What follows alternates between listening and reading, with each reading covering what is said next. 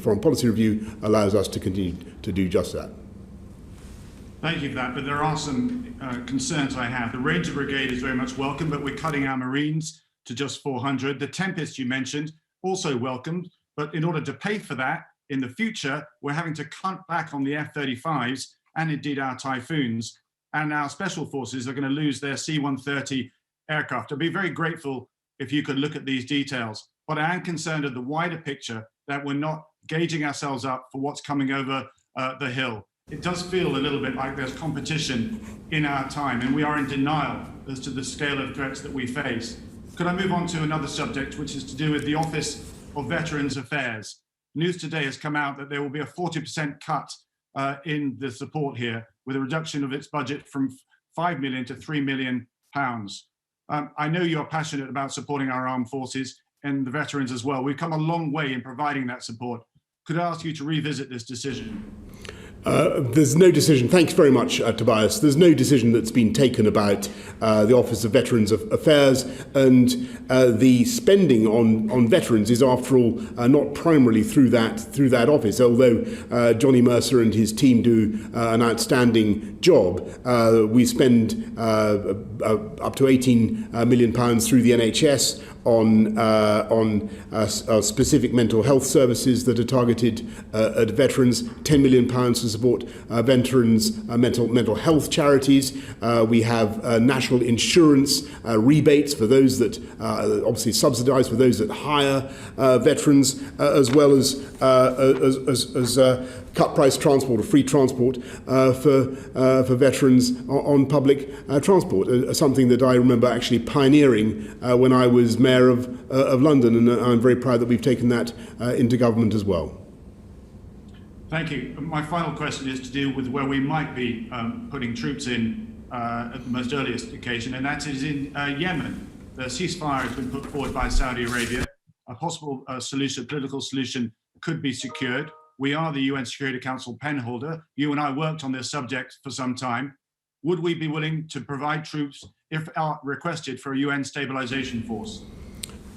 We have indeed worked on it, Tobias, and I remember some of your very creative plans that you suggested to me, for instance, for a mission to consolidate Hodeidah and other projects vividly that we discussed. And I know how much you care about the peace and the security of Yemen.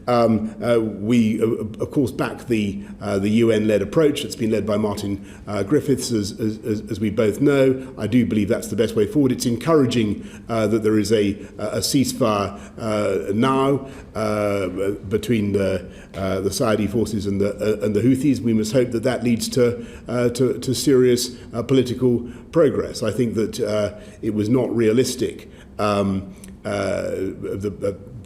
simply to say that the Houthis could not be negotiated with or talked to in any way. I don't think that was going to work. If you remember, that was a previous approach. I think we now do have an opportunity to go further. There has been no specific request or suggestion for UK engagement, but it's certainly something that we would be prepared to look at if the conditions were right. But I've got to stress before everybody on the committee pricks up their ears that Yemen, the conditions would really have to be very different from what they are now for us to go ahead with boots on the ground. Thank you, sir. Thank you, Prime Minister. Can I just interject one point? The decision in the integrated review to raise the cap on the number of warheads came as something of a surprise. Continuous at sea deterrence has always been a bipartisan policy based upon quite a broad consensus. Of course, there are dissenters, but it has been a bipartisan policy. What measures are the government going to take to build the same kind of consensus around this more controversial decision about raising the cap on the number of warheads?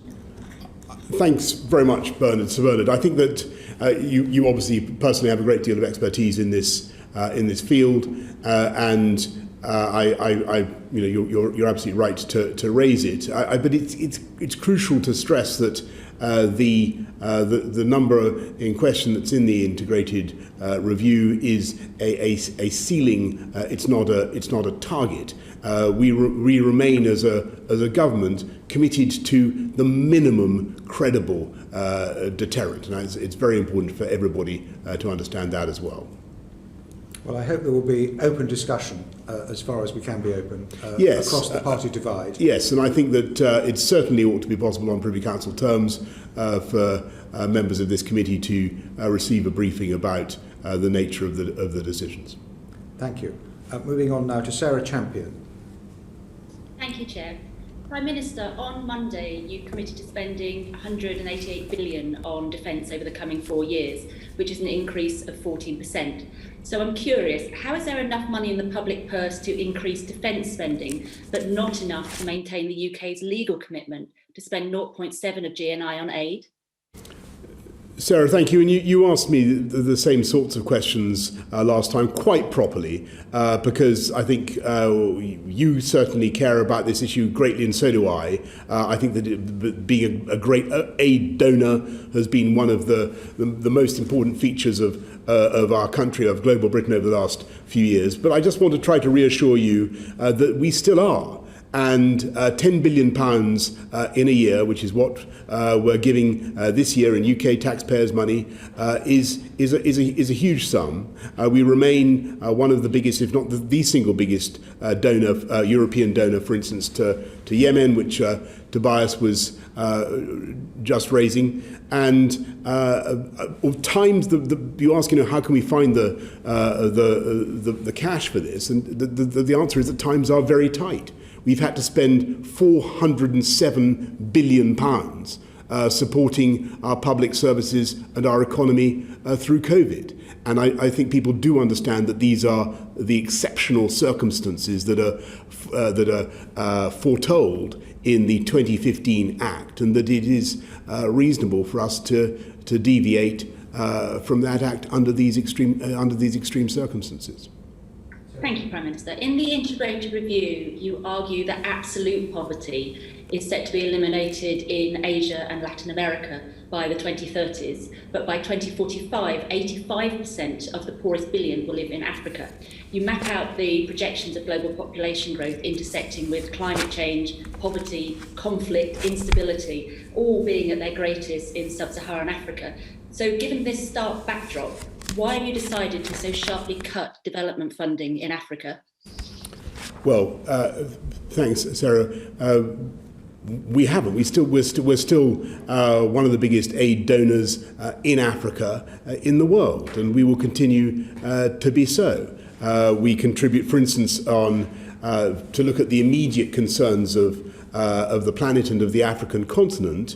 We're one of the biggest donors to COVAX. I think we've given £548 million to the Global Vaccine Alliance. I think 1.6 billion to Gavi. And much of that funding goes to distributing vaccines to the poorest and neediest, particularly on the African continent. Thank you. Prime Minister, I know that girls' education seems to be your personal development priority, and FCDO has said that it will place gender equality at the heart of UK's ODA work. But you are cutting funding to the International Planned Parenthood Foundation, which will lead to 7.5 million unintended pregnancies, 27 million unsafe abortions, and 22,000 maternal deaths, according to the Director General. You're also cutting by 60% an International Rescue Committee family planning programme in Sierra Leone for adolescent girls, a country where 1 in 17 die in childbirth. And you've cut another IRC project in Lebanon that would have provided vital gender-based violence and child protection services to 107,000 women and girls. And these are just the examples that we know of. How does that feel, Prime Minister, when your ambition and the reality are so starkly apart? I don't want to, it's like no Prime Minister, nobody who cares about any of these issues could conceivably want to make these changes and these cuts now. I'm simply asking you and people watching to understand the particular difficulties that we face right now, our determination to get back to 0.7 when the fiscal position allows. But I think people will also understand our earnestness and our seriousness. I want to see another 40 million girls into education by 2025. That ambition is still there. We have the funding for that. We think we can do that. Our campaign is for 12 years and although you've mentioned some things that we sadly can't do, there are plenty of things that we're going to continue to do. And our campaign is for 12 years of quality education for every girl in the world. And together with Uhuru Kenyatta later this year, we'll be leading the Girls' Education Summit to try to promote that cause. And it's something we're spending a great deal of money on it, but it's also about talking the issue up. Hello, Prime Minister. Does that mean that you're therefore ring-fencing all of the money around girls' education and preventing violence against women and girls? It's a priority of the government, and the programme will continue to the best of our abilities. And our target remains unchanged. We want another 40 million girls around the world to receive a quality education by 2025. So 40 million that wouldn't otherwise, without British intervention, get that education they need. Thank you, Prime Minister. And finally, my committee is grateful for the support that you gave to keep us. But sadly, your officials appear less pleased, as they're making it extremely difficult for Philip Barton to appear before us on the 13th of April to discuss the changes in the aid budget. So can I ask you to intervene and make him come in front of us, please? I have intervened. Intervened. Philip Barton will appear, but I don't think he was, to be absolutely clear, Philip is a wonderful man. I don't believe he would have been remotely reluctant to come, but he's coming. Well, thank you for that, because he's the accounting officer, I understand, for the very large aid budget. Can I just raise a point about the science component of the aid budget? You've got a letter from Greg Clark. You may not have this in your briefing, because the letter only went yesterday, but it points out that the government's announced that the base ODA allocation to UK research and innovation has reduced significantly as part of the cuts in the budget, because we're now taking Horizon out of the science budget. Can you address that too? That it's not in our intention to have a dip in science funding, but just because we've signed up to the Horizon programme. The Horizon programme was always... Horizon, Bernard, as you know, is a wonderful pan-European project that is extremely costly. And the way it operates at the moment is that the UK spends a lot up front and doesn't get much back for a while. And so we're looking at that. But in the context of a huge increase in investment in science, in R&D generally, I don't think there's never been anything like it under any previous government. Another £24 billion. The particular concern is the dip in funding creates discontinuity in existing funding programmes, which would be most unfortunate. I'm aware of that, and I've discussed it with the Chancellor, with Patrick Vallance and others, and we want to make sure that scientists don't have that discontinuity that you talk about. I'm most grateful. Angus Brendan McNeill on trade, please. Thank you very much. This section, as we know, is the UK's place in the world. And just specifically on the UK's place in the world with a trade link and a topical link, Prime Minister. This weekend the clocks go forward to British summertime, and many people, of course, will be looking forward to the less dark evenings. Will this happen next year, Prime Minister? The EU are not going to do this, apparently, and according to the House of Commons Library, the UK has set no times for clock changes in 2022. So can you tell us, will the UK be copying the EU for and opting for longer, darker summer nights, right, or will you be maintaining British summertime, which would have the added benefit, of course, of putting our businesses on the same time zone as those in Europe, if you do? Well, Angus, it's an extremely good question. The roadmap that we've set out for taking our country on the path of freedom, as you know, goes so far to June the 21st. We haven't looked forward to exactly what's going to be happening next spring in terms of the clocks, but I'm happy to take that one away. So you could be the Prime Minister who kills British summertime. Then. Is this a possibility? I will have a look at the suggestion that you've made, but it seems unlikely to me. Okay, moving on a little bit and looking at the world and democracy, of course, and respecting democracy on the ballot box. We know it's under threat in many places, and China, Russia, and places like Belarus play fast and loose with the relationship with the ballot box. I think it's important that we assert our commitment to democracy and the support for the outcomes of the ballot box. Now, I know you're not in favour at the moment of a referendum on Scottish independence, so I'm not asking about that. I'm asking about that if the Scottish people, or indeed the Welsh people, given the way polls are going, were to say at the ballot box that they wanted independence, would you respect the ballot box and that decision if it were to come about? Well, yes, I'm glad you talk about respecting the ballot box, because there was, as you recollect, a vote on the on Scottish separation, on the breakup of the breakup. And I'm very keen to respect that vote. But if the people vote in future, because you said that the general election of 2019 was a once-in-a-lifetime general election, and I hope that doesn't mean you're thinking that's the end of democracy in the UK. I'm talking about the future, and firstly, I'm sure there will be more general elections in the UK for as long as it continues to exist in its current form. But if the Scottish people, and indeed the Welsh people, were to vote for independence, Prime Minister, remember, people in China and Russia and Belarus are watching you. Do you respect what the people would say at the ballot box? Well, Angus, I don't think even my worst enemies or biggest detractors would say that I'd at any stage promised to abolish general elections or you did say it was once in a generation. Trying to get rid of them. And there's a clear difference between the two things. When you ask people to vote on a highly controversial and divisive issue, an issue that breaks up family relationships, that is extremely toxic and divisive, and you tell them that this is going to happen only once in a generation, I think you should stick to it.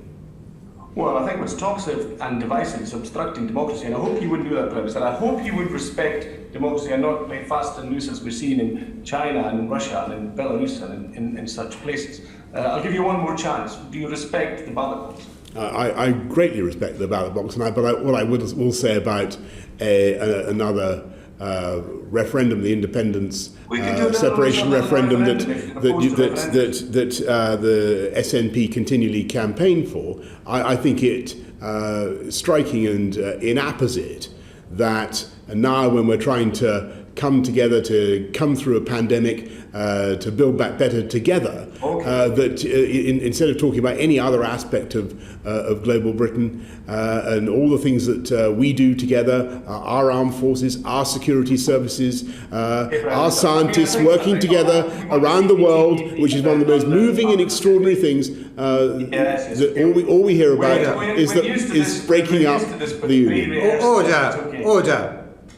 The Prime Minister. Order. The Prime Minister. Well, I've finished my answer, so thank you. Thank you very much, Prime Minister. Moving on to CPTPP and the Pacific, the comprehensive and progressive Trans-Pacific Partnership that the UK is interested in. Do we have any figures on the GDP gain? So far, the UK has left the European Union, and it's got an awful lot of paperwork, so much so that my fine oysters this week were saying it was £500 extra alone in 38 pages. It's a 4.9% damage to GDP event. So far, there's been no trade deal signed that gains any of this loss to GDP. Any idea what the GDP gain might be from CPTPP? The overall benefits of trade deals are well attested, and any numbers? The ambition of this country is to continue to secure them. We've done about 60, more than 60 trade deals already, and the countries that we've secured deals with cover 80% will cover 80% of UK trade by the end of of next year. You're making a serious point about the detriment to exporters of some products, particularly fishing products. Earlier this year, and there are problems continuing. I humbly accept that. I think that it was in some ways regrettable that some of our continental friends didn't perhaps make life as easy as they could have done. We are doing what we can. We are doing what we can to redress the matter. We've got a £23 million fund to support the fishing industry with some of the bureaucratic problems, but also a £100 million fund to enable Scottish fishing to build up in preparation, Angus, in preparation for the time when we control access to every and the right to fish every fish in Scottish waters. Yeah, okay, back to trade. We know there's no trade deal, no new trade deal, and the trade deals you refer to are rollover trade deals, which are the sort of things that are given no extra gain because we had them in the first place anyway. So we've lost about 4.9% GDP. We've gained nothing so far. The best an American trade deal can give you which is the best one, 0.2%. So it's equivalent to losing £4.90 and gaining 20 pence. Australia is worth about 2 pence. New Zealand is worth about a penny. I'm trying to find out, what do you think CPTPP is worth? Some people are saying that's not worth very much either. It's worth between maybe a penny or 3 pence. Well, global free trade is something. Global free trade is something that is of great value, and UK exports actually rose last year, and I think we're now the fifth biggest exporter in the world, with less than 1% of the global population. That's a stunning achievement, and it's thanks to the UK working together with a great UK single market, exporting to the rest of the world with uninterrupted supply chains. And I think it would be foolhardy for anybody, I can't believe that you would even think of it, foolhardy for anybody to detach Scotland from the rest of the UK economy and break up our supply chains. Wales and Scotland are Order. I think we've run over your time, Angus. Thank you very much. Moving on to Stephen Crabb, the Welsh Select Committee. Thank you, Chair. Good afternoon, Prime Minister. A vaccination programme aside, why have so many other parts of the pandemic response across the constituent nations of the United Kingdom been fragmented, disjointed, and divisive? What went wrong with the Four Nations approach? Stephen, I'm not sure I'm going to accept the premise. Actually, there are clearly competencies that the devolved administrations have, and it's very important that messaging should be direct and as local as possible, and that's been a good thing. We've worked together very closely, and if you look at the roadmap that we've set out, it's actually very similar to those that are being followed around the whole of the UK, and you rather sort of I think dismiss the vaccination programme as though it didn't show the benefits of the union, but plainly it has, and it's been incredible to go around the country. And Angus would concede Scottish scientists in Livingston, or Scottish postgrads in Glasgow and university doing the testing that we depend upon to isolate the genomic sequence of the bug throughout the whole of the UK. British Army people distributing vaccines across the whole country. It's been an amazing union effort. Mr. Crabb. Yeah, thank you. The point about the vaccination programme, it was based on central government decision-making, particularly around procurement, rather than leaving it to 4 separate administrations to make up their own schemes and make up their own rules around this. Can I ask you, Prime Minister, do you think it was a mistake 12 months ago not to deploy central civil contingencies measures to be able to lead a genuine UK-wide response?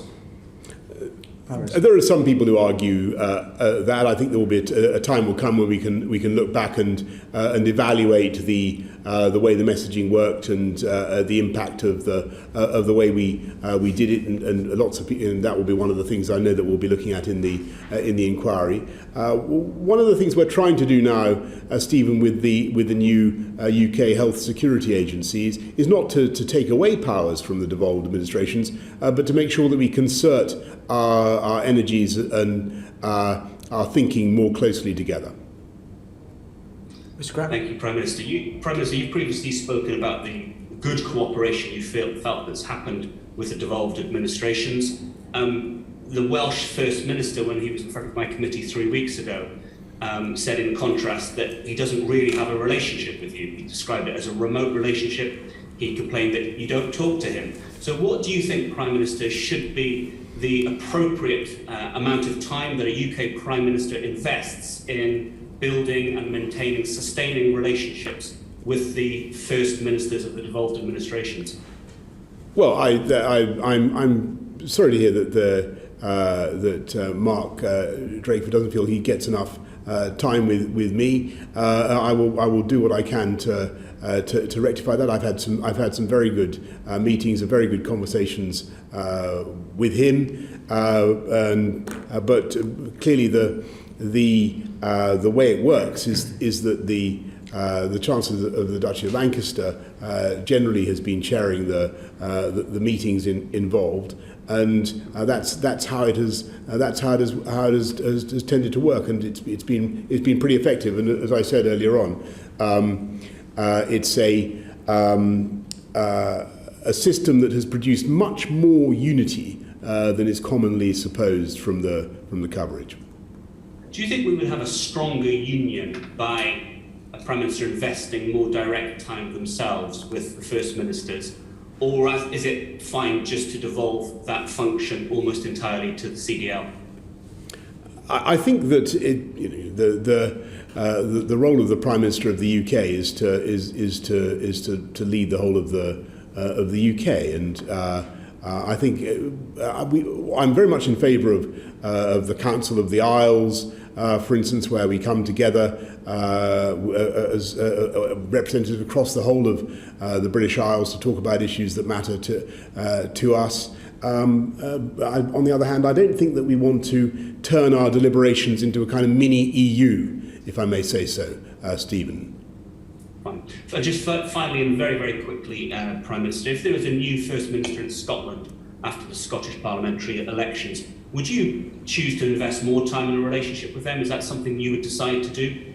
Well, I hope I've made my point about the way I think that this should work. I'm the Prime Minister of Scotland as well as of the whole of the UK, and obviously I need a good relationship with everybody, and I talked many times to Nicola, to Mark, to Michelle and Arlene, and continue to do so, and that's the way it should be. But what I don't think would necessarily be right is to have a sort of permanent council, as it were, of the kind that is taking place tomorrow in Brussels. I don't think that's the model we're after.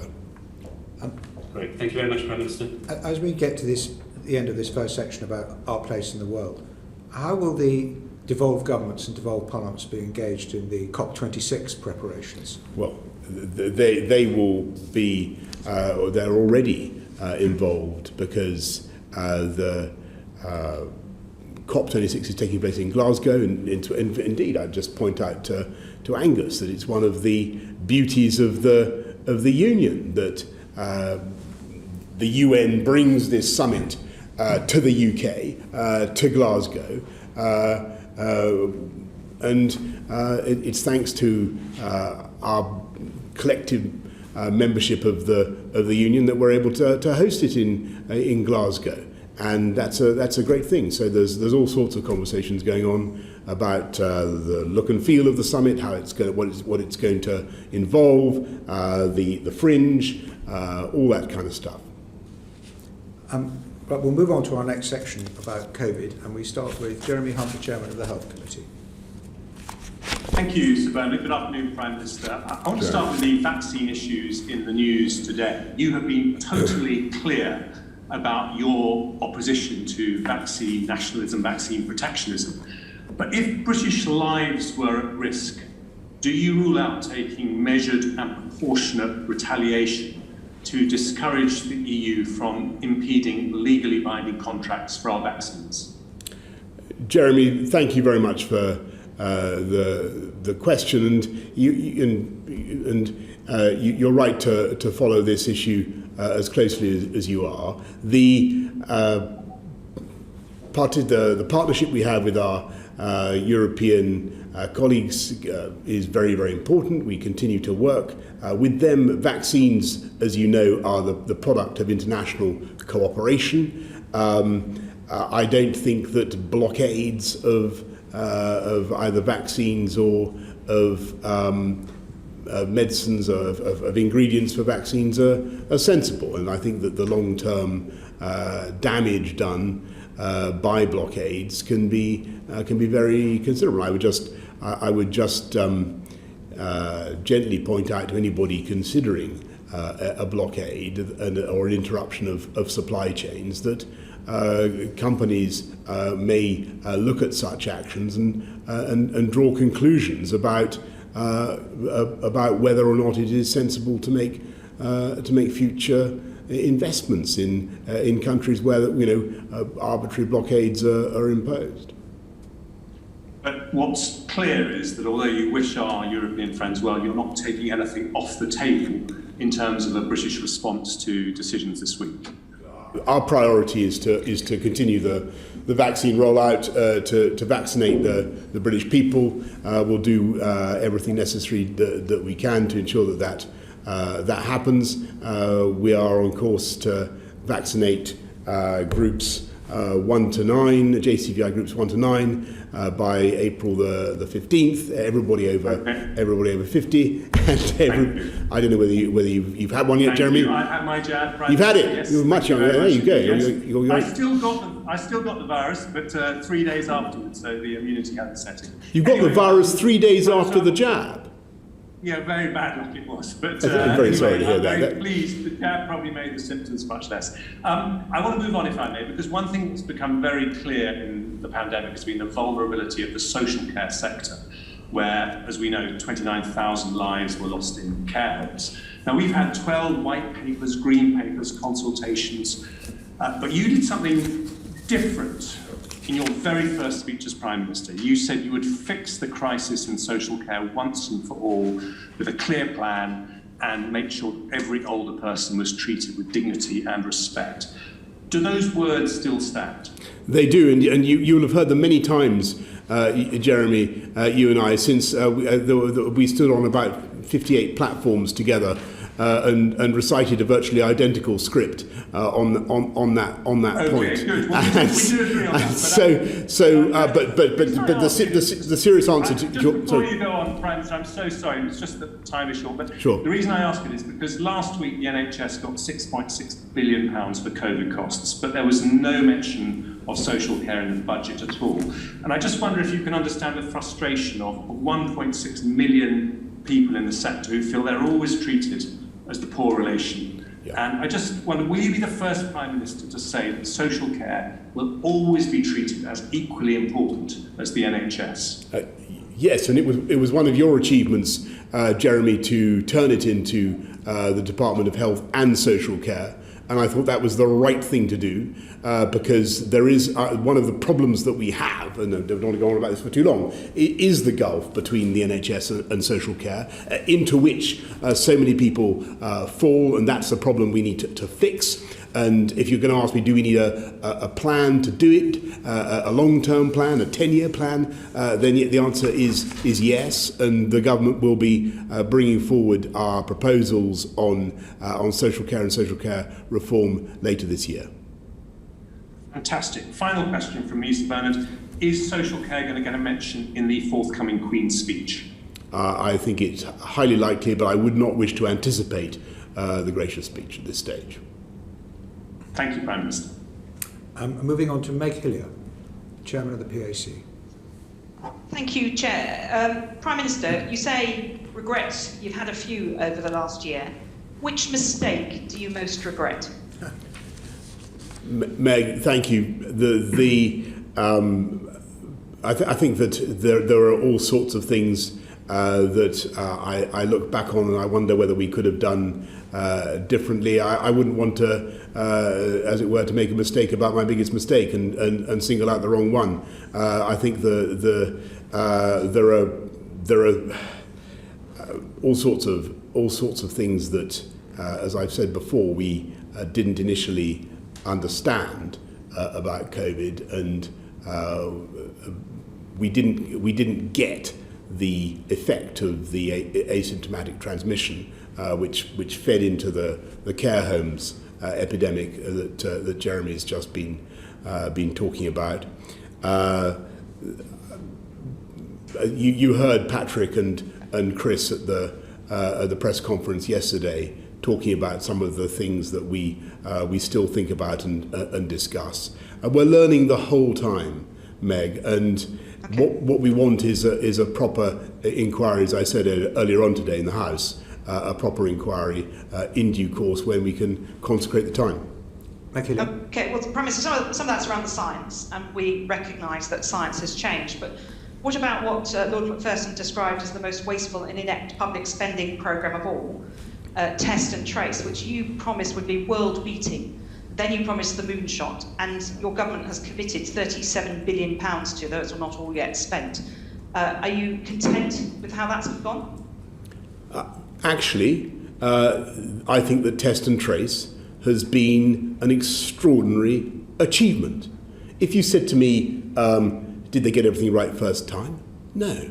And that's not surprising, given what... Okay, so Prime Minister, can I complete this, because it's incredibly important. But no one's ramped out, nor does my committee, that it ramped out testing, but it's costing £37 billion if it spends through the money that's been allocated to it. Do you think it's value for that money?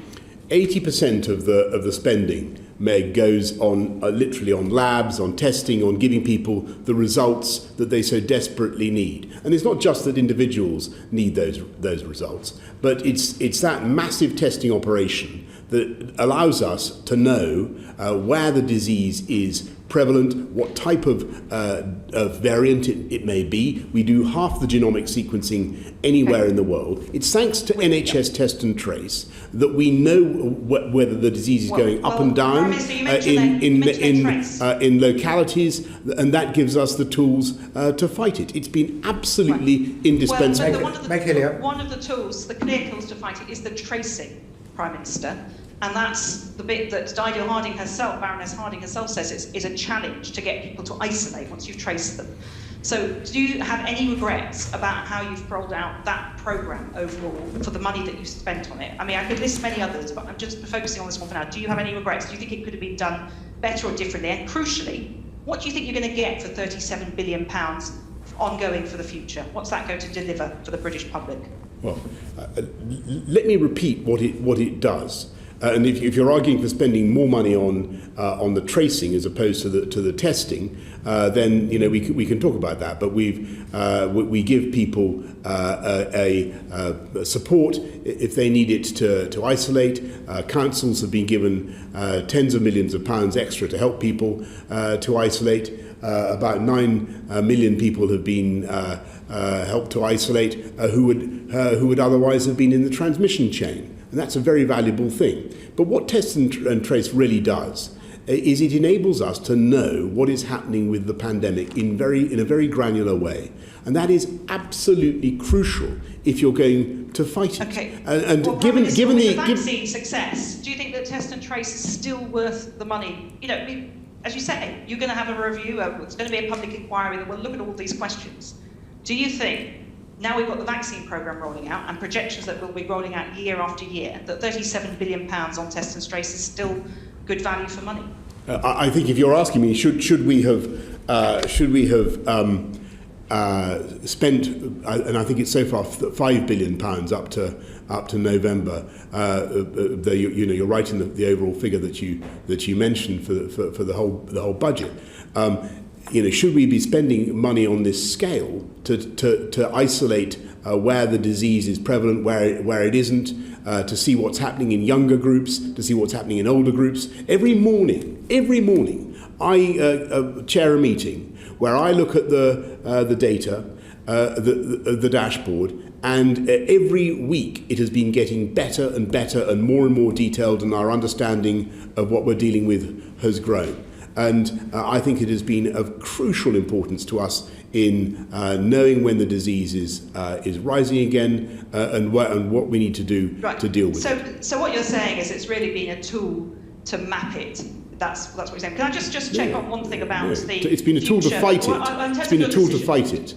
Well, in terms of decisions that you've made, do you regret not making a decision to close down more quickly at Christmas?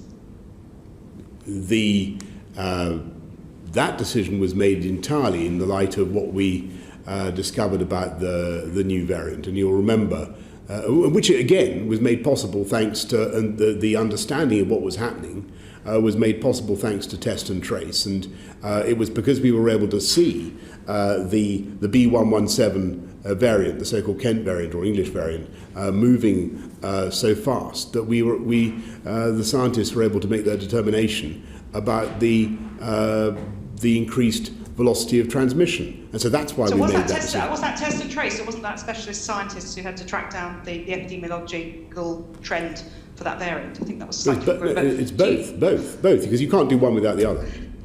Well, thank you. Very last question. Do you have any regrets, Prime Minister, about your decision at Christmas, which saw London railway stations and others people crowding onto crowded trains, spreading virus? Of course, I regret all the disruption to people's lives, the loss of education, the effects of lockdown, the loss of business, the loss of earnings. Nobody in my position could conceivably had to take the decisions that I've taken and not regret it. Of course I do. But I think that Christmas decision. That was very much your personal decision. I think that was I think it was the right thing to do in the light of the evidence that we had. And if I recall, we were given the data about the speed of transmission on the Friday, and we made the announcement on the Saturday, I think. About what needed to be done, and yes, it was tough, but it was. I think it was the right thing to do. Can I just say I've taken a close interest in the difficulties at test and trace, and I very much welcome the remarks you made admitting that it would have been better if they had organised alongside local government and involved local government much more intensively earlier. So what has been learned from that? Because as prevalence falls, the isolation of the individual cases to suppress the virus becomes much more important and much more possible because there are far fewer cases. What has been learned from that period that is going to be implemented going forward? Well, I think if you talk to Dido, and as I'm sure your committee has, and you listen to the people she's been working with, she's had local government leaders with her from the beginning, and I've been talking to them as well from the beginning. Could we have simply relied on local government health officials to do all the testing and all the tracing? I'm not certain that would have been sensible. I think you needed a combination, and I think that's what Dido would argue. Thank you. We'll move forward to Yvette Cooper, Home Affairs Select Committee. Thank you, Chair, and good afternoon, Prime Minister.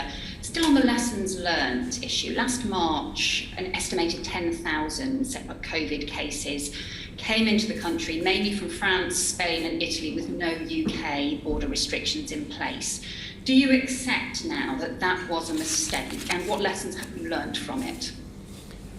Thanks, Yvette. The UK has very tough measures in place, as you know, against people bringing virus into this country from France or from anywhere else. So if you come in the normal way from France, suppose you're a British citizen returning from France for some lawful activity, but you're not on the special list, then you have to go through a huge amount including self-isolation for 10 days. You have to take a test 72 hours beforehand and all the rest of it, 2 tests, very considerable fines if you fail to quarantine. There is a group of people who are exempt, as you say. They are overwhelmingly in the there'll be the people who are involved in bringing in, for instance, medicines or food to the UK. And they typically turn around very rapidly and go back to France. Now, there is an issue about whether we decide to apply more stringent measures to them, with the delays that would entail and the knock-on effects that would entail. And we're certainly looking at that, but people should be under no illusions that it would have consequences. Okay, that's not an answer to my question, which was about whether you now felt that last year's failure to put border restrictions in place were now a mistake at a time when 130 other countries did have restrictions in place and we didn't. But let me turn then to these current arrangements. So France has 2,000 to 3,000 new cases of the South Africa and Brazil variants in place. So each day arriving. So why have you not introduced then additional measures or put France on the red list? Yeah, we have got. First of all, by the way, we did introduce bans as soon as we knew about the new variants. I wasn't quite sure what you were referring to just now, but as soon as so on December if we're talking about the December the 23rd measures, that we knew as soon as we knew about the South African variant or the Brazilian variant, we applied travel bans on those countries, and those continue to be in place. And just for everybody's understanding, this is an issue about trying to keep out these variants, as I think you're driving at. At the moment, in the UK, those variants of concern and the effectiveness of the vaccines against them is still a matter of debate. But those variants of concern are not rising. The numbers are low. They're stable. I think about 350 or so in the case of South Africa, maybe 50 or so in the case of the Brazilian, and the Manaus very much lower. So we're containing those as best we can with surge testing and with door-to-door tracing. Which is I think the right thing to do, and the situation seems to be stable. Now, in terms of putting France on the red list, which is what you're talking about, and with the consequences that would have for UK supplies and for cross-channel movements. And just remember, 75% of our medicines, 50% of our food come through the short strait. So there are consequences. But it is something that we will have to look at. We will have to look at tougher measures, just because of this ambiguity about the effectiveness of the vaccines. Well, so you deserved a long answer, Yvette. You've got 20,000 people arriving from France in the UK every week. Of those, 2/3 are completely exempt from all of the testing and quarantine arrangements. Everyone understands that hauliers clearly can't be covered by quarantine and carry on doing their vital job. But why are you not testing them? You have 2,000 to 3,000 cases, new cases a day of the South Africa and Brazil variant in France. And in some parts of France, it's over 30% of the cases, and cases have been rising overall. So why are you at least not testing hauliers? Hauliers going to France are tested. You know that system works. Why are you not testing hauliers coming back into the UK? the number of people coming into the UK overall from France has massively diminished. There is still still 20,000 a week. Massively, but it was colossal. It's now greatly reduced, and the numbers of the people who are coming in are the as you rightly say, the overwhelmingly those whose business is deemed essential for the security of supply of our country. I've explained that tougher measures would have very serious disruption on those trade flows, and we have tougher measures going in the other direction. And that has testing arrangements in place for hauliers going to France, and that has to be balanced. And that has to be balanced. Coming back the other direction. That has to be balanced against the current ambiguity about the effectiveness of the vaccines on the variants. Now, I agree with you, Yvette. I agree with you that this is an issue of concern. It wasn't until quite recently that the situation was the other way around, and we had a situation in France where things seemed more under control, and in the UK we had more of the virus prevalent. I think we now, in all seriousness, need to look at the situation at the Channel. I'm afraid we can't rule out tougher measures, and we will put them in if necessary. And yes, if it's necessary to bring in testing, then we will do so. But I think you should understand the balance between doing that, the disruption it would entail, and the risk that we're trying to address. If you give long answers, Prime Minister, it just takes longer. Yvette's going to have another question. Sorry. There's a series of top scientists and medics have now warned that the biggest threat to our vaccine programme and to our ability to come out of lockdown and to keep the roadmap on track is the potential arrival of new variants, particularly from South Africa and Brazil. Now, we knew about the rising numbers of cases in the middle of February. The problem is this is just one delay after another. Every time, when I asked you about Brazil last time you came before the committee, there were then still long delays in terms of getting the tighter measures in place. There were long delays right back at the beginning. And you said just this week, previous experience has taught us that when a wave hits our friends in Europe, I'm afraid it washes up on our shores as well. But that's because we had no border restrictions in place. Shouldn't that previous experience have taught us that what we need is effective border arrangements to stop cases spreading? Okay, Prime Minister.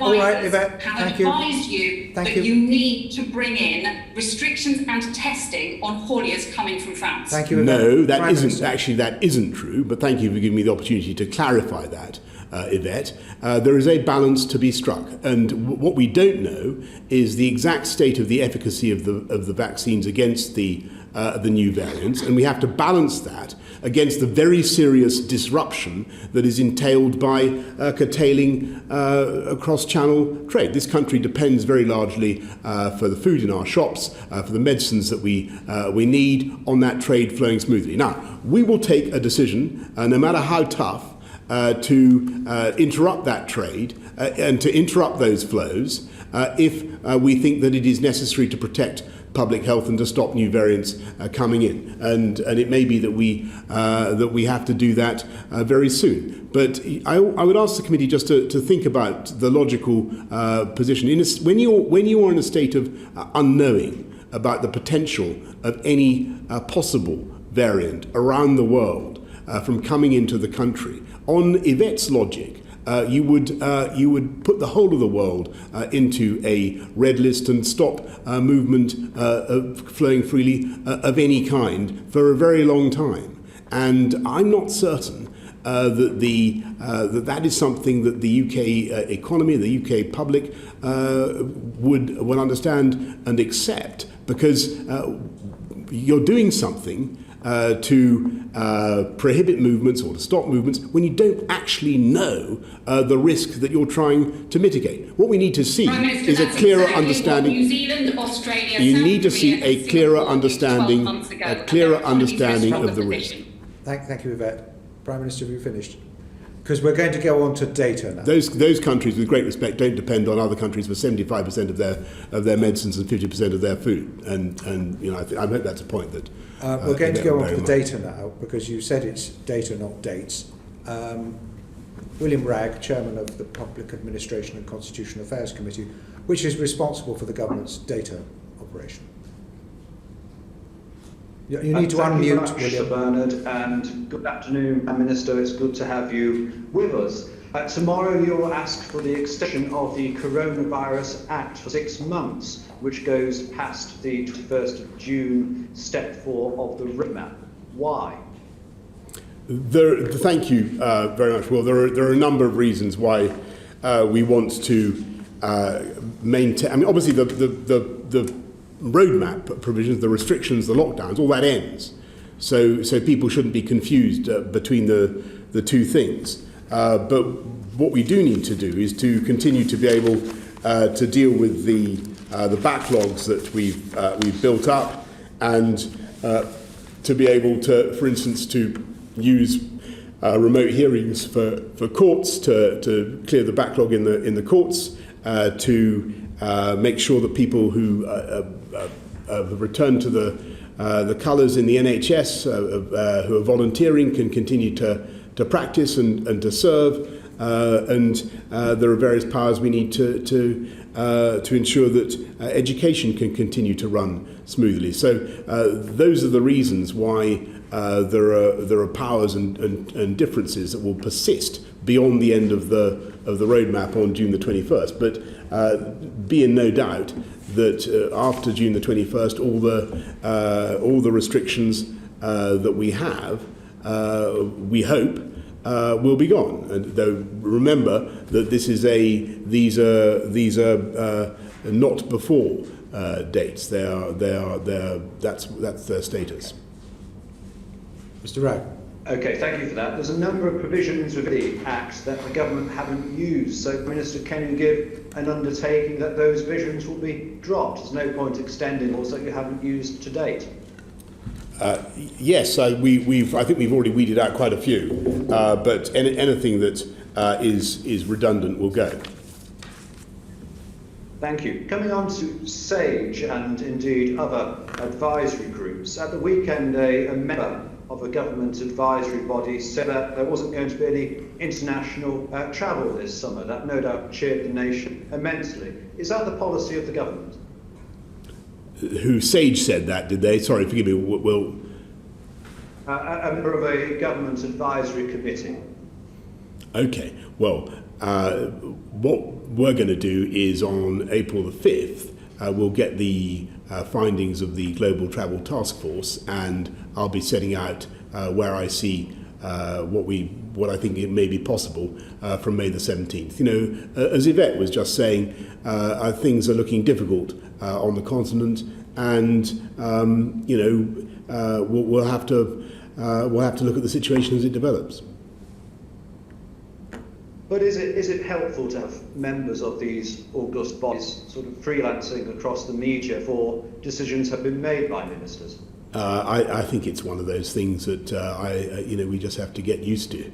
I think it's been a feature of life for quite some time. But do you find it help, Prime Minister? Well, I think what it shows is there's a wide spectrum of scientific opinion.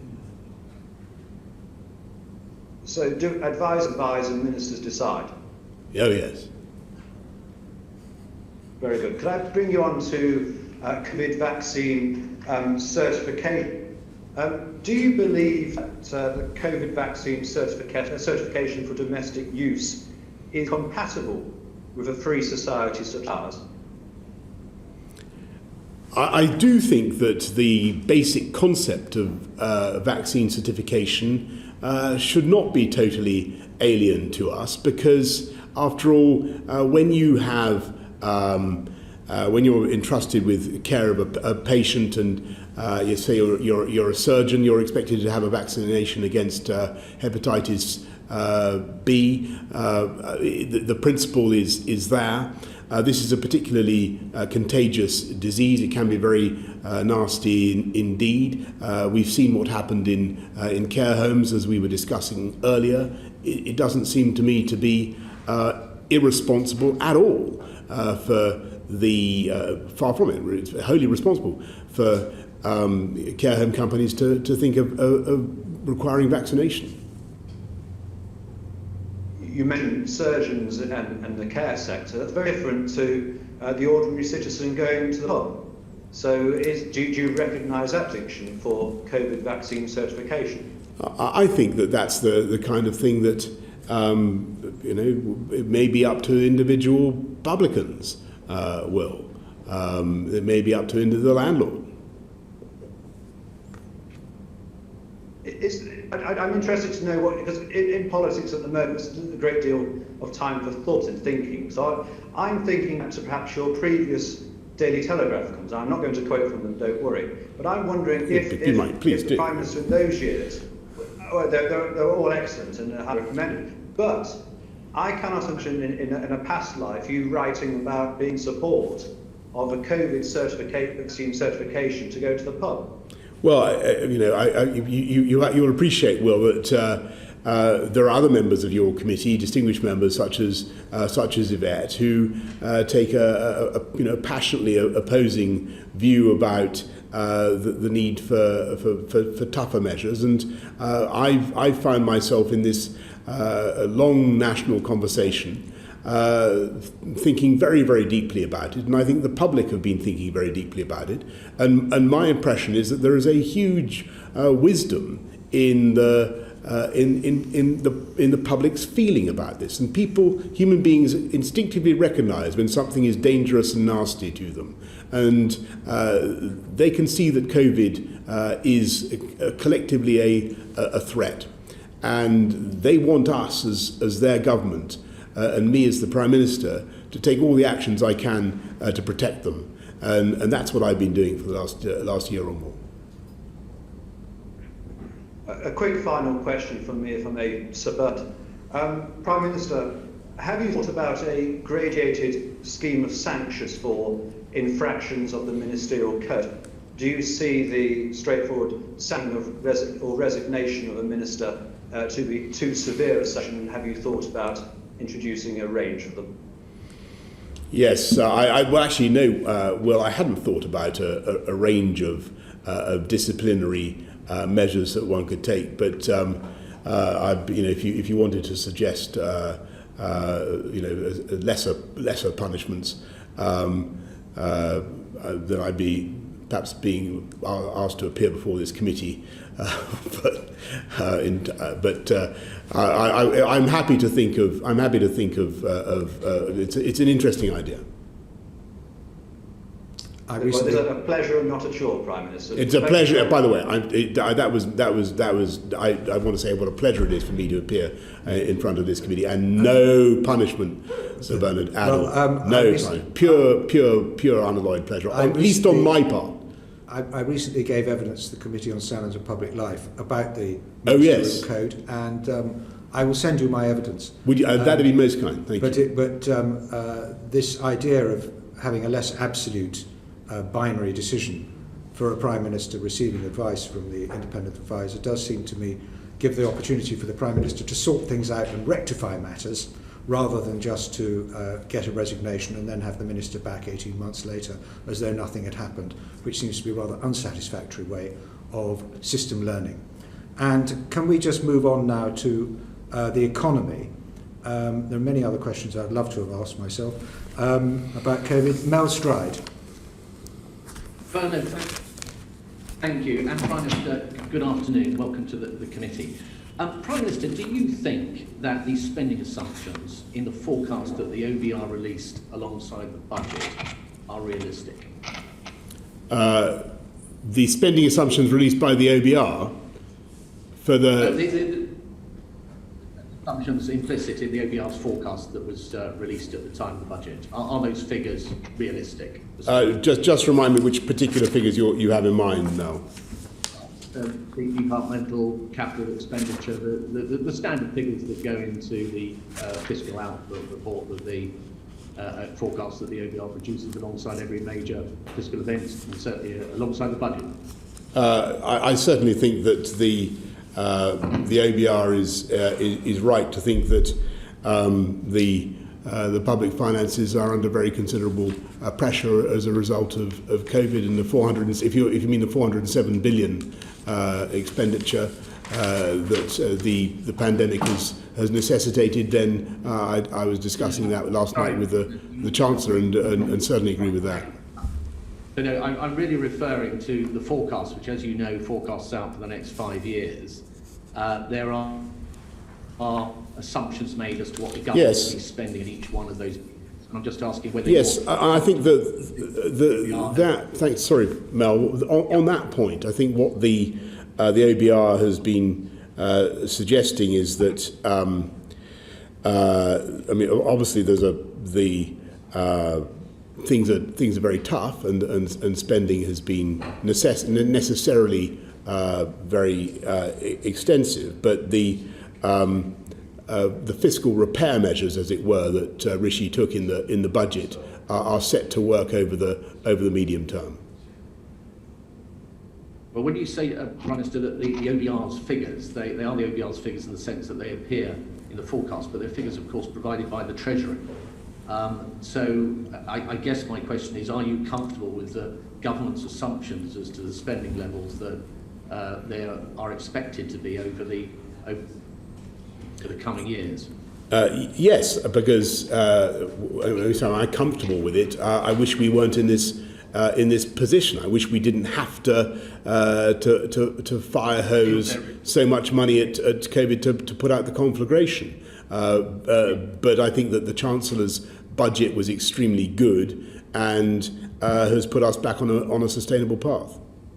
So the reason why I raise this, Prime Minister, is that there are many economists who believe that the figures that are on spending within that forecast are quite unrealistic. And Paul Johnson, for example, of the IFS, has offered a 10-to-1 against the spending assumptions being met. And that's because there are a lot of costs that one can anticipate coming down the line that are not captured within the figures that the Treasury provided to the OBR. And we've indeed touched on a number of those areas in the discussion this afternoon, on things of social care commitments, for example, that were not baked into the budget. There's no explicit provision for spending on annual vaccinations beyond the current programme. We've got test and trace that we've discussed this afternoon. There's a huge backlog in our hospitals. There's nurses' pay, all the children who one presumes will need more resources if they're to catch up on lost learning, and perhaps pressure for yet a further uplift in the UC and universal credit uplift. Doesn't that leave you feeling slightly queasy about the assumptions on spending that the government's operating to, given its critical importance in terms of the actions that we take in supporting the public finances? These were the figures that the Treasury put out in the OBR recorded, and I'm not going to make predictions now about the future, about future budgets and future spending reviews, but what I can certainly say is I think that the UK, if we continue with the roadmap to freedom in the way that we are, and as I said yesterday, I don't see any reason there's no sign in the data that causes me to believe we're at this stage that we're going to have to deviate from that roadmap to freedom. I believe our chances of a strong recovery are very good. How do you square that, though, with saying a little while ago that you remain committed to resolving the social care crisis, and yet we know that and there is no money in those forecasts to take that into account? Those two things, it seems to me, don't really square. But if we do accept that your statement that you do have confidence in these numbers, does that therefore mean that taxation as the total level of the tax burden in the UK will be expected not to rise? And can you make that commitment this afternoon that we shouldn't expect that what is already the highest since Roy Jenkins was Chancellor in the 1960s, that we shouldn't expect the tax burden to rise on the basis of your confidence of those figures at the moment? I strongly believe in a low tax government, and I'm a low tax conservative. I think that's the best way forward for our country, and as we go forward, we're going to want to be as dynamic and as competitive as we can possibly be, and having the right fiscal framework is vital for that. But even the increasing corporation tax doesn't come in for 2 years, and it's the rate is still at the lowest in the G7, and it's preceded by a super deduction for capital investment, for business investment, which I think is incredibly attractive, and I hope will give people confidence and get our economy moving. And I don't think you should necessarily draw the conclusion from what's in the OBR numbers about spending that we won't have the room to make the profound changes on social care that Jeremy and I discussed earlier on. Do you think that very briefly, required it would not require any uplift in those numbers of spending, because they're not captured in there at the moment, and that's quite a large bill. But can I just ask one final question? You mentioned the super deduction. The super deduction lasts for 2 years, as we know. Thereafter, companies that currently have chronically low levels of investment, not just because of the pandemic, but because we've had a historical situation there, will then go into a situation where that support's not there and corporation tax is rising quite significantly. What is it after the super deduction has gone through in that couple of years that will be there from government support corporates investing further?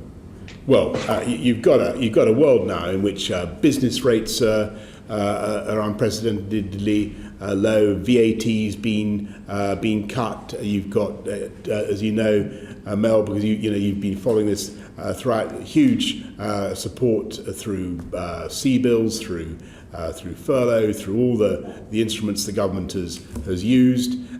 Plus, you've now got a super deduction for investment. Now, to say nothing of the kickstart funding for hiring people, a huge package to get the economy moving. And the purpose is to trigger confidence growth and investment, and a virtuous circle. Prime Minister, thank you. Thank you. Thank you. Hugh Merriman, the Chair of the Transport Committee.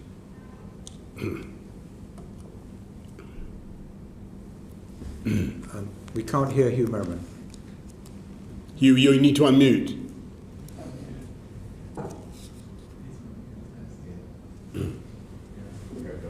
Hello? Can we come back to you, Hugh? Can we sort out his sound? He's by the looks of him, he's in Portcullis House. We'll come back to you. He's just down the road. Wait, he could walk in. He could literally walk in here, Bernard. I mean, we could do this incredible thing, called actual propinquity. Why don't we have it's a revolutionary concept in a COVID secure way. Hugh could come and sit. Yes, I agree with that, Hugh. If you want to just abandon your workstation and come down here, we'll sort it out that way. Brilliant. Shall we move that's cool. Temporarily to Julian Knight now then, please. Hope we can hear you, Julian. Thank you, Chair. It would take me a lot longer to walk from Solihull to Portcullis House. The digital culture, media and sports sectors, as no doubt you're aware, Prime Minister, are worth nearly a quarter of the UK economy. Yet post-Brexit, people in these sectors are being asked to pay uneconomic visa fees just to work overseas in the EU. They can't transport their instruments or their gear, and are already being overlooked for work in favour for those who have EU passports. Why were these sectors allowed to suffer what is in effect a no-deal Brexit? Julian, first of all, I want to say how strongly I share your frustration and the frustration of that sector. Can you hear me? Can you hear me? I totally share I totally share the frustration of the sector. This is a massively important part of our economy. Contributes many tens of billions of pounds in tax revenue, in employment, and to the general joy of and productivity of of the nation. There's no, it is hugely important, and they're also a massive export industry. So we must fix this, and the answer is, I'm afraid that in the course of the negotiations, the EU as a whole did not give us the deal that we wanted on this issue. Though of course we're not placing any restrictions on people coming to the UK. We're very happy to welcome performers from around the world. That always be part of our Global Britain approach. But what we've got to do now, in the time, we do have some time, because obviously, given what we've been discussing earlier, there isn't a great hubbub of travelling musicians and theatre companies and so on around and doing gigs around the rest of Europe. That's been put on hold for a while. But we were working flat out with bilaterally with each individual government, and some of them are much better. I'm sure you know, Julian, because you know a lot about this. Some of them are much better and forward-leaning than others. Some of them, it's been absolutely fine. Others, we've still got progress to make. But one of the reasons that I invited Nick Heitner to help us in this whole sector is so that we can get ready for a proper return to our cultural life in the autumn in the way that I think everybody would want. Thank you, Prime Minister, and thank you for those encouraging words. What the DCMS sectors would like to hear from you is that it's a pledge to get this sorted. We're already a quarter of the way through the year, and as such, there's no bilateral talks that have taken place. When will those talks take place, and who will lead them on our side? Well, the initiative, actually, there are plenty of conversations already happening between at national capital levels between the UK and our partners. David Frost, Lord Frost, is in overall charge of making this happen. One of the things that we're looking at doing is we've got 1.57 billion, as you know, that we put into the sector to support it in all sorts of ways, and we will want to be helping in the meantime with some of that funding. Thank you, Prime Minister. I'm glad you mentioned Lord Frost, because he's declined 2 invitations now to appear before my committee, so perhaps you can have a gentle word. I will. As I understand it, it's that the heads of mission who will be undertaking the first stage of the bilateral talks. That, I think, will take too long. Will you consider short-circuiting this? Again, our ministers negotiating with ministers from Spain, Italy and Greece, which seem to be the most recalcitrant nations in terms of visa access. Yes, I'm passionate about this. I think it was in 1620 that a group called the English Comedians performed Hamlet in German, as far as I can remember. This is something that has been going on for hundreds of years. We must get it properly ironed out. It's an obvious. It's a two-way street. We need to make sure that we get this thing totally sorted out, and our cultural life can and our greatest cultural exports can continue to flourish. Thank you. One final question, Chair, if I may. So it's a change in terms of COVID insurance for festivals. Every year there are 975 festivals in the UK, from Glastonbury, of course, to the Asparagus Fair in Worcestershire. But without limited government-backed COVID cancellation insurance, we risk throwing away economic advantages from our brilliant vaccine programme. Prime Minister, will you back a COVID-secure summer of fun rather than condemning us to a summer of none? I mentioned the work that Nick Heitner is leading for us. We're looking at ways that we can make this happen. Oliver Dowden, the Culture Secretary, TCMS Secretary, is clearly leading on this. He's done a huge amount of work and trying to get the sector ready. I think one thing that I don't want to see is people unwilling to take risks on productions, on performances, on events, because they think about what happened last year when, as we've discussed, we thought we could get things open, and then sadly, because of the way the pandemic went, we couldn't move forward. And we remember we had a huge effort on lateral flow testing to try and move things forward. To get something ready for the autumn, or for the Christmas season even now, you have to do the rehearsals, you have to get the scenery, all that stuff. It takes a huge amount of time, preparation and expense. And I totally get that. And so that's why we're looking at what we can do to top slice some of the 1.57 billion to see if we can be useful in that way. I mean, there are difficulties with this whole business of indemnifying the entire sector, as I'm sure you'll appreciate, and as I'm sure Mel would appreciate. But that's what we're looking at. I wouldn't suggest I wouldn't suggest indemnifying the whole sector, but a date in time limited only to the costs incurred. I think there is a way forward with this, Prime Minister. At the moment, I have to say, we're not being listened to. We have really serious proposals on this, so hopefully you will take that back. Okay, yeah, I'd love to. Yes, I think that was a point and not a question. But may I, as a Vice Chairman of the All-Party Music Group, just reinforce a very strong feeling in the music and performing arts that we have been slow on the uptake of the seriousness of the impact of Brexit on touring musicians and performers, and that it has looked as though we've not been prepared to listen. I've asked Oliver Dowden, the Secretary of State, to host a Zoom call of people actually who are practitioners on the front line. Can I invoke your support for this initiative of listening and gathering intelligence? Yes, and Sir Bernard, I can think of nothing finer than to make sure that you can lead a choir of Brexiteers. Thank you. They're not Brexiteers. They're not Brexiteers. Tour of the continent. But also, can I add Portugal to the list? And it is very much many of the issues are very much confined to certain countries of concern, and it's not due to any malevolence of those countries. No. It is the bedding down of new procedures and practices which are unfamiliar to the officials in those countries. That's entirely right. So can I ask you to not only advise Lord Frost to attend the DCMS Select Committee to address these matters, but also that there should be a Foreign Office Minister yes, who is going to take the fight through the embassies into campaigns in the individual countries.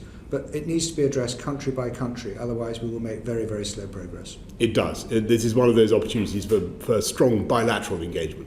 Thank you very much, Prime Minister, for those assurances.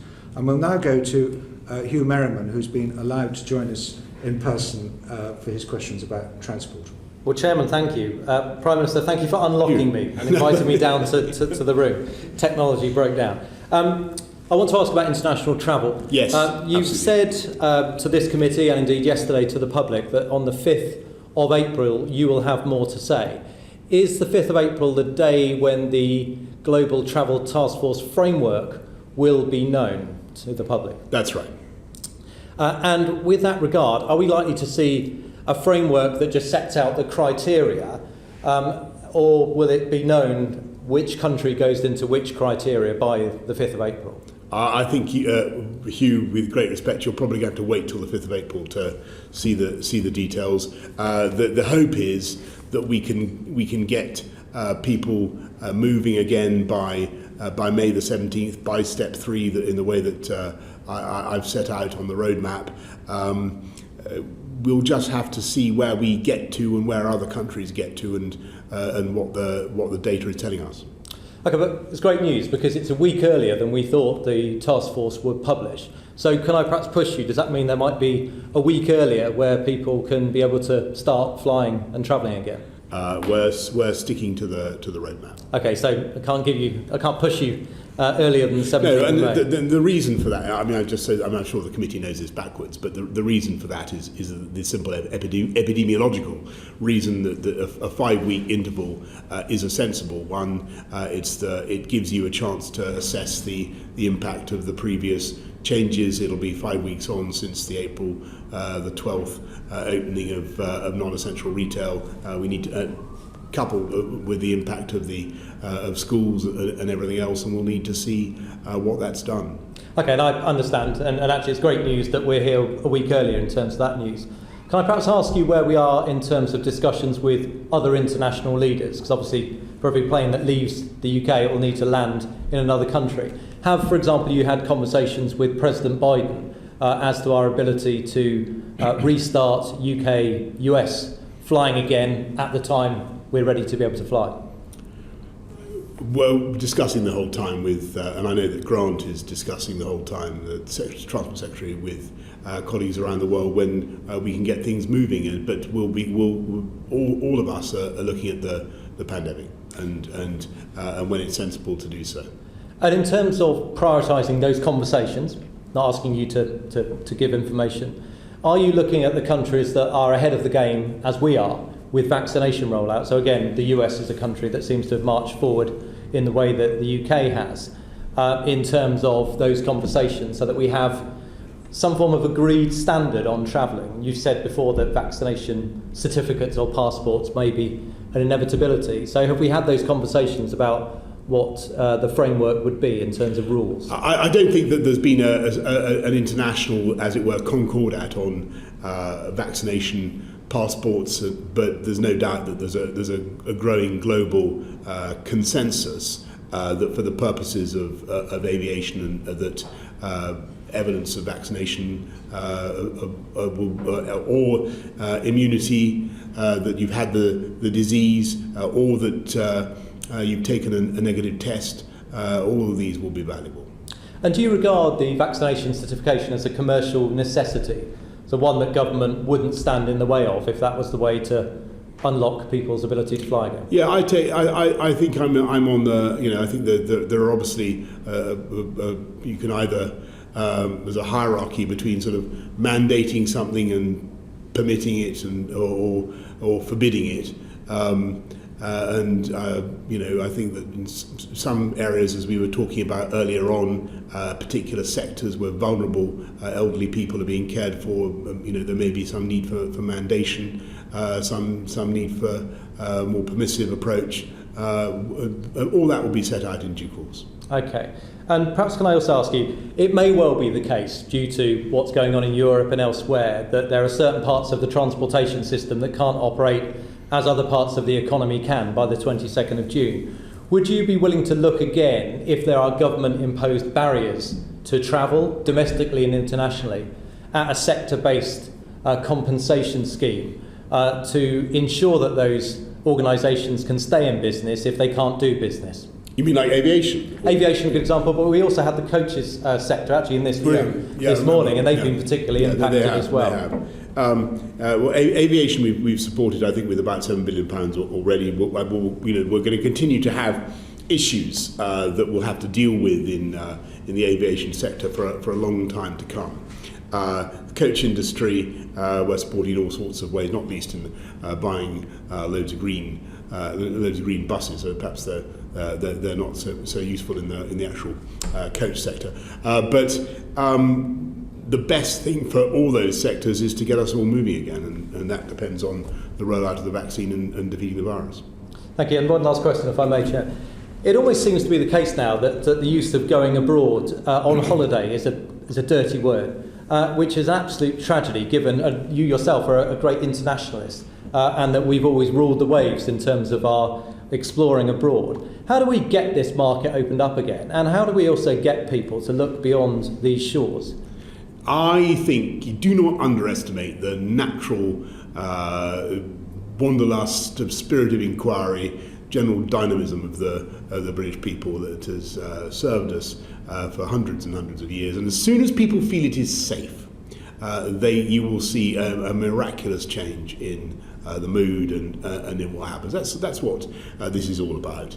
And we're getting there, as I say, step by step, jab by jab.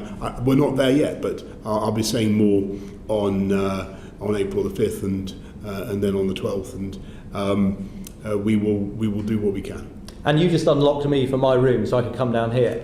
Are you minded to unlock yourself and give yourself a foreign holiday over summer, as well as supporting, of course, the domestic holiday? I think I will be, whatever I do, I will be making sure to tell the British public what I think is safe and sensible. I certainly won't be doing anything other than that. Thank you. Thank you, Chair. Thank you.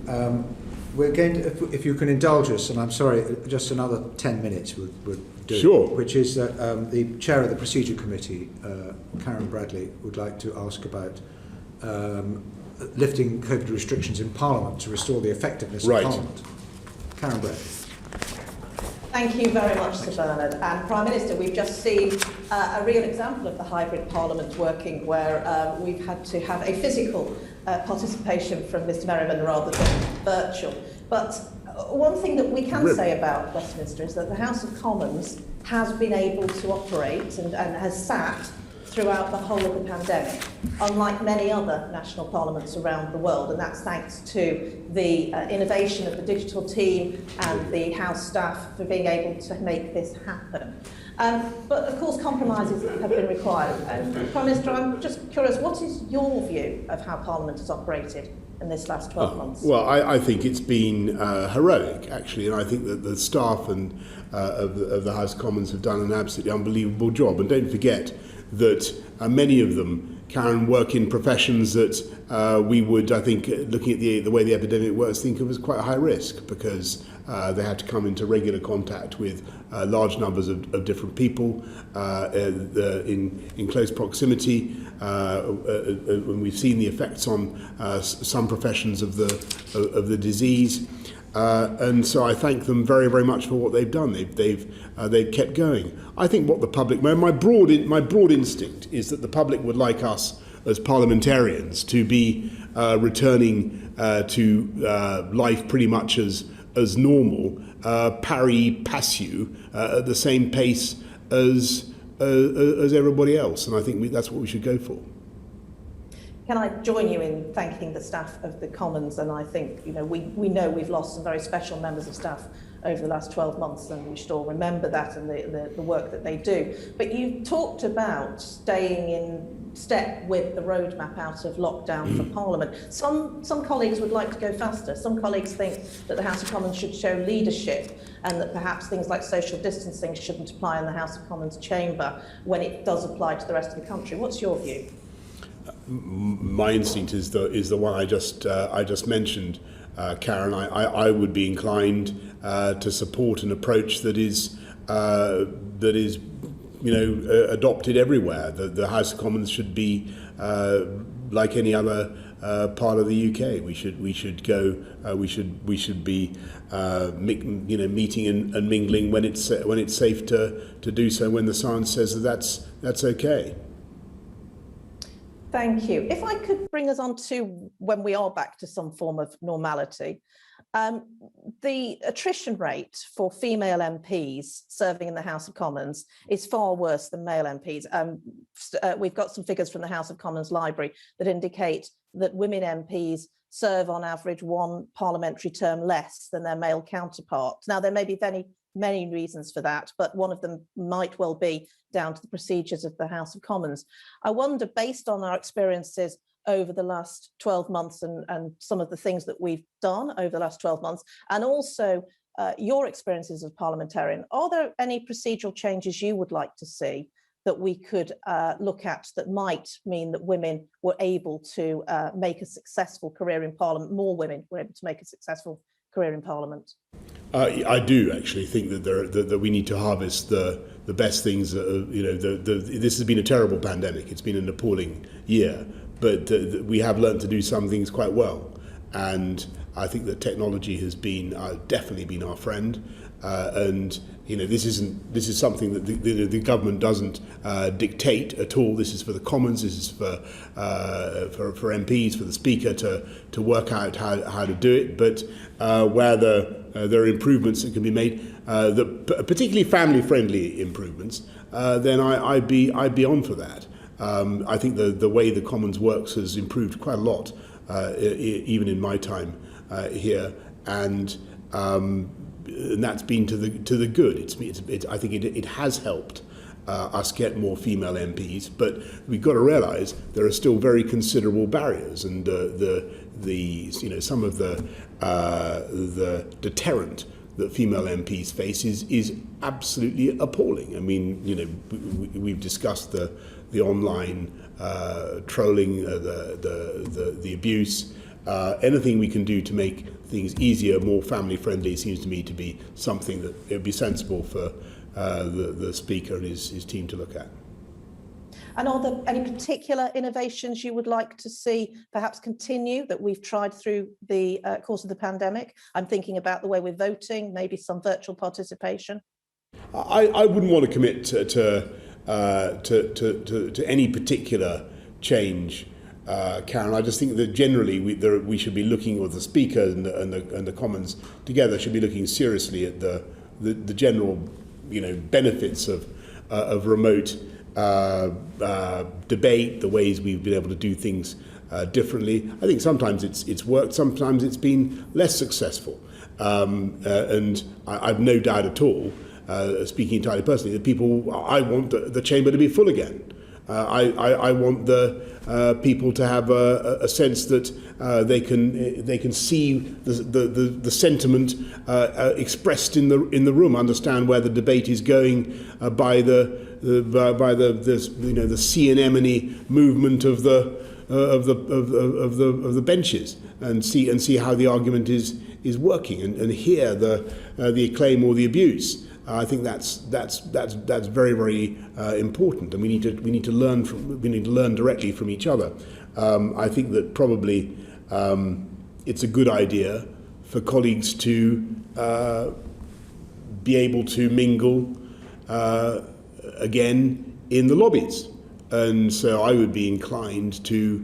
I know it's incredibly old-fashioned, but insofar as we possibly can, I think that voting as a communal act together has immense benefits, because it's not just pressing a button. You really have to commit. You have to think about it. You have to be prepared to justify what you're doing to your friends, to your colleagues, to your whips as you go around these ancient buildings. So I hope I don't sound like a crazed traditionalist when I say I see a merit in that. But there will be things that we can do differently and better. And I really wouldn't want to be too prescriptive about that. I think a lot of people will have spent a lot of time looking at what's worked and what hasn't worked, and I'd encourage them to harvest the best. Just one final point. You've said, Prime Minister, that this is a matter for the House, but obviously it's the government that has to provide time for debates on these matters and for the House to then be able to make a decision. Can you commit to giving some time for that debate? I'm sure that's going to be a necessity. We're going to have to look at ways of improving our proceedings, making them more family friendly. I've no doubt about that. Thank you. Well, Prime Minister, as my personal view, as someone who's also committed to a 50-50 Parliament, I very much welcome your open mind on these matters. Can I just press you in particular on the proxy voting issue, which has been a great help to people who have caring responsibilities, who are, of course, mostly women. And so if we went back to the pre-COVID situation, we would in fact be re-invoking an indirectly discriminatory regime. So I hope perhaps you could just confirm that you have an open mind on that question as to whether additional proxy votes could be available for people with caring responsibilities. I certainly think we need to be looking at measures that are family friendly. I've said what I've said about the value of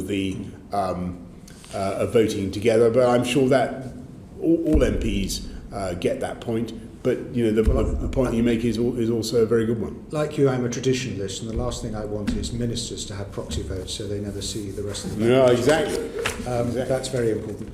Can I just also very briefly return to the COP26 question, which is one of the top priorities of the government in this calendar year, and we've arranged for Alok Sharma, the President-designate, to appear before the different select committees that have an interest in this.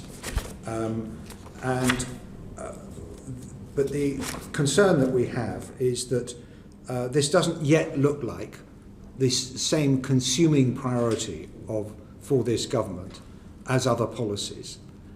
What can you do to ensure that all the government departments are engaged, all efforts are being made to secure the agreement of 190 countries, and it engages domestic policy as well?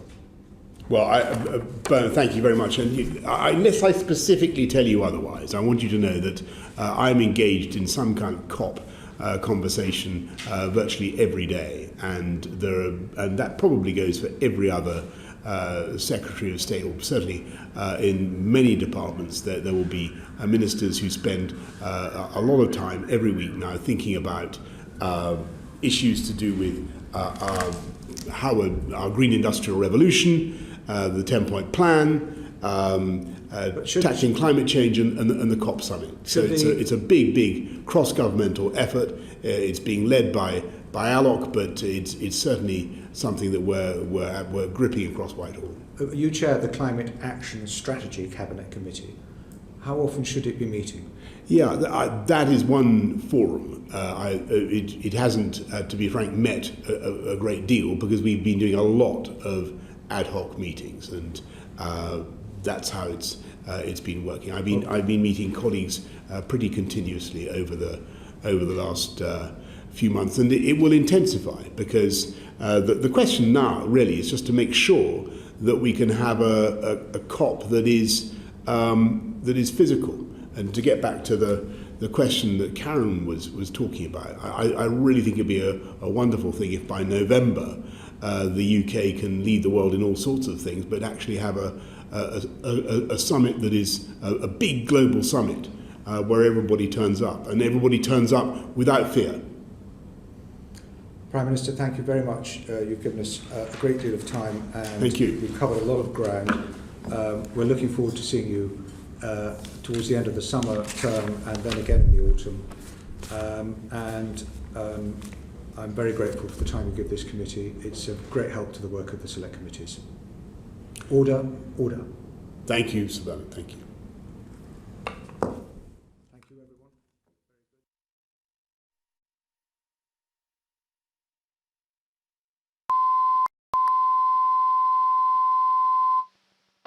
Liaison Committee, 24th of March.